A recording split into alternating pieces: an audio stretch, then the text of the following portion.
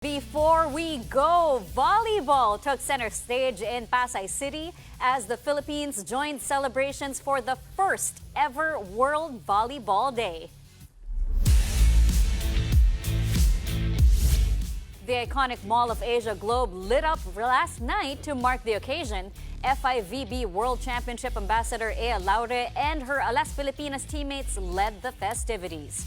Also present were beach volleyball stars like Cici Rondina. The country kicked off a countdown to hosting the 2025 FIVB Men's World Championship this September.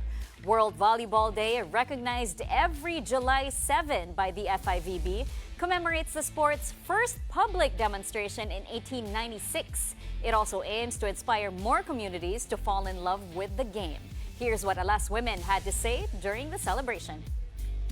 Once in a lifetime lang din siguro masasabi ko na isa ako sa mga naging ambassador. Doon wala si Ate Eliza at saka si Kuya Brian, pero super happy ako kasi nandiyan pa rin yung mga ibang Alas Pilipinas, women's, men's, beach volleyball.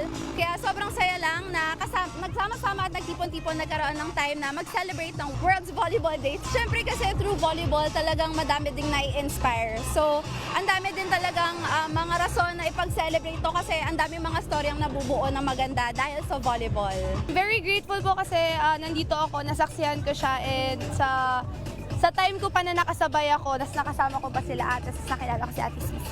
So very grateful and thankful.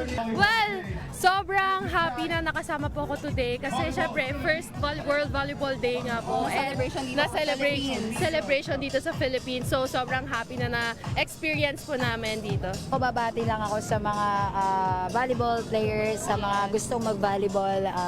Ayun, happy World Volleyball Day sa atin. And ayun, tuloy lang natin yung mga pangarap natin and let's show kung paano natin nilalaro yung gusto nating sport.